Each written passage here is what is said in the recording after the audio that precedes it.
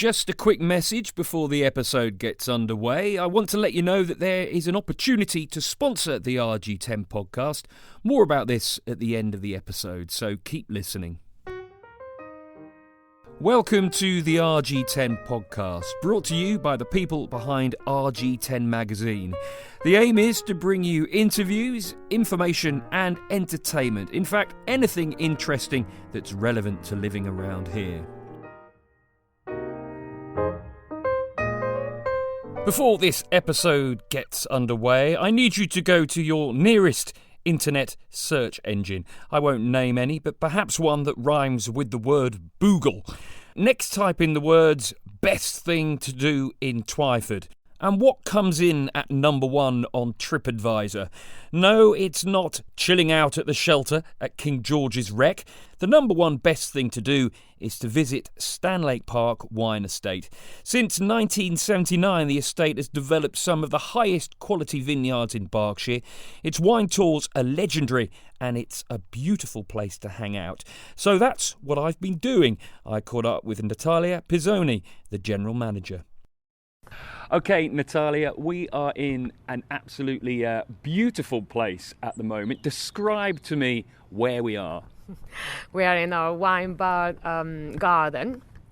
It's a lovely old garden where we have plenty of tables, and it's a beautiful day, and also sun is shining, so it's wonderful to sit in the garden and on a day like today. Now, before we get on to talking about the wine and about Stanlake, listeners may pick up that you've got a bit of an accent. It's not necessarily a Berkshire accent. Tell me a bit about your background. It's fascinating.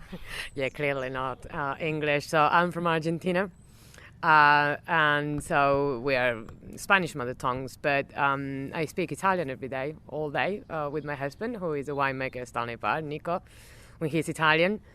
So yeah, my days are like speaking Spanish with the family, Italian with my husband all day, and English here.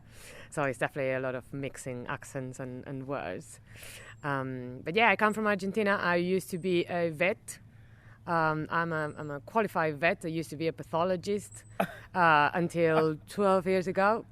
And then I've moved to Europe, and I was planning to keep my career as a vet, but then I've met Nico, my husband, who is fifth generation of viticulture and winemakers in Puglia, south of Italy. So I got his passion for wine, and I changed my career, and I started studying about wine, and now, I work on wine. So a second life, let's say. So you've moved over to Twyford, home of wine, of course. How different have you found creating wines in Twyford in this part of the world compared to anywhere else? What's it like making wine here? What are the difficulties? What makes it special, would you say? Well, the most exciting thing, and let's start with the positive side, the most exciting thing is that England is a country that just started to commercially make wines in the last, say, 30, 40 years. So there's a lot to experiment, there's a lot to learn, and that gives room to many ideas, and you feel much more freedom as a winemaker compared to Italy, France, or other countries that have been, making wine since so long, and there are so many restrictions and laws and European laws and a lot of things that you can't do, and even all the consumers are very used to drink that wine in that way, so it's a kind of a fixed world. Whereas here everything is new. That said, it's not easy to grow grapes here in England. That's the main thing, is growing the grapes. Making the wine is secondary. Everybody can make wine provided they have the proper facilities. The key is to grow grapes. And you might have noticed that we don't always get that thing that is called summer. That other people have, learn to recognize summer overseas, but yeah. Well, it's lovely today, and I'm out here in a t-shirt, but you're wearing a coat, so that might sum it up. Here you go. I'm from Argentina. I'm from the north, so it's a warm. I don't call this summer, but I know you might do. But yeah, we in England we practice what is called cool viticulture, which is fine. It just needs to be made slightly different, and you can't grow any grapes you like. So I tend to be asked, "Oh, you're from Argentina? Are we having Malbec at Stanlake Park?" Well, no, the answer is no, and no matter what climate change can do, we will never be able to ripe Malbec grapes here for at least for another 200 years. And that's because to grow those grapes, you need summer. You need like 3 months of summer, not just 1 week. You need sunshine, you need heat, and that's not going to happen. But that said, in cool viticulture countries like this, you can grow things like Pinot Noir, you can grow Chardonnay, Sauvignon Blanc, all these grapes that people know, and they grow very successfully also here in England. So here you go, no Malbec, but yes, Pinot Noir.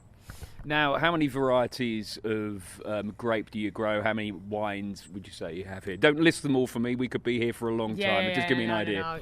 No. So we grow a lot of grapes, and I just mentioned the ones that the public will know. There are at least another 10 grape varieties with very obscure names, French and German names, that are grown only in cool climate, and you probably will never have heard of them. One is Bacchus, which is the bottle that I have in front of me, but all the rest are quite unknown. But with all those wines, we make around 12 wines, and we make the range. We make whites, we make rosé, we make red, and we make sparkling white and sparkling rosé. So we have a wide range, which is what our customers like, because they come here and they can choose among very different bottles. You mentioned there we got a bottle of Bacchus 2019 Stanlake Park Bacchus in front of us. Well, let's not muck about.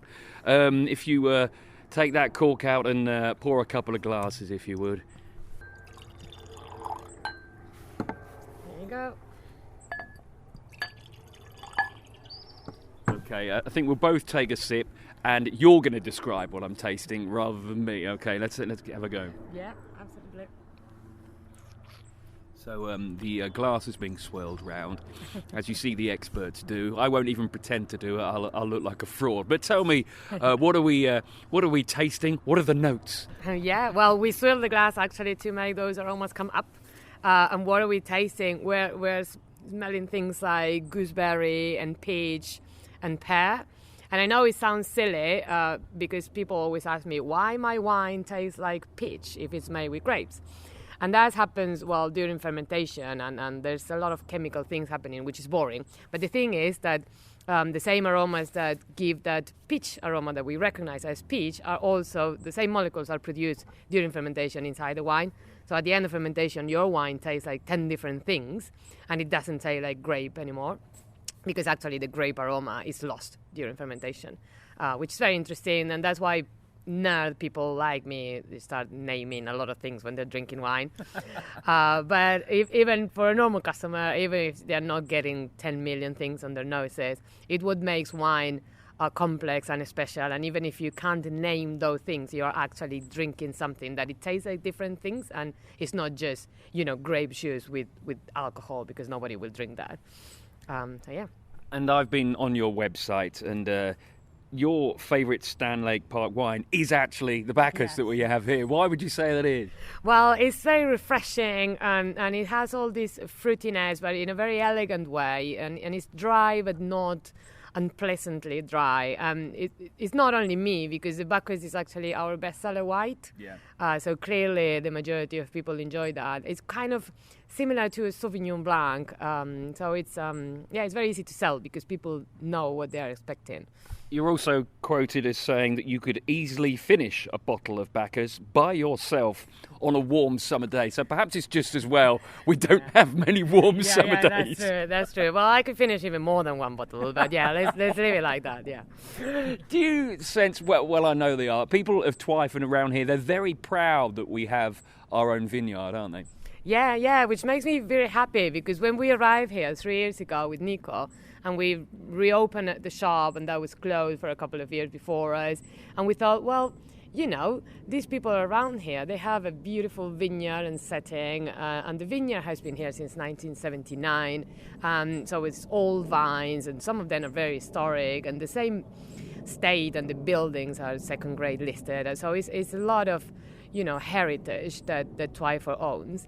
And at the beginning we keep hearing like, oh, I didn't know this place existed. But after three years, things have changed dramatically. And despite all the lockdowns and everything, every Saturday and every Sunday, people know that here is packed with people in the garden, and it's sometimes even hard to find a table, even if we have 100 seats all together in the garden.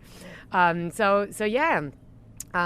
really happy that they are happy that you have a vineyard, because not many towns in England can say I have a vineyard in my town. So it's something very special.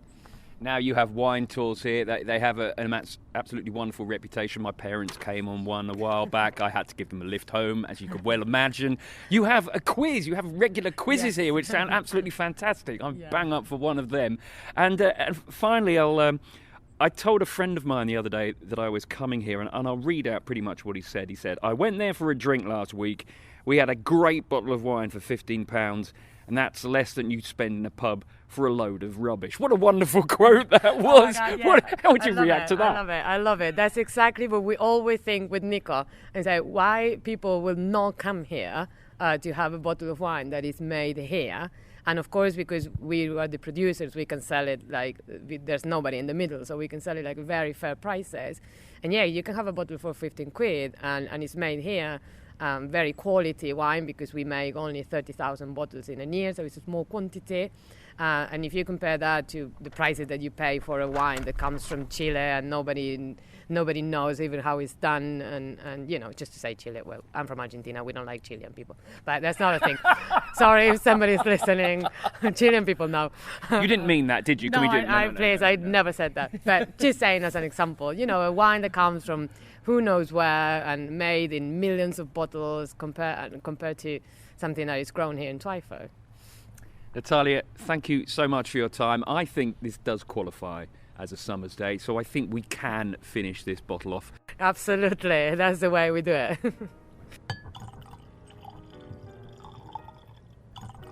That was Natalia Pezzone from Stanlake Park Wine Estate. Thanks so much for listening to the RG10 podcast. We're now into the 5th series of the show. We've been going 2 years. We're nearing a half-century of episodes, and I'd love to give a massive thanks to our loyal local listeners. And it's because our listeners are so loyal and so local that makes us such an attractive proposition for sponsors. If you're interested in sponsoring an episode or even the whole show, then we'd love to hear from you. Finally, if you do have any thoughts about who or what we can include in future episodes, then please do let us know via the rg10mag.com website or on any of our various social media channels. Thanks for listening, and goodbye.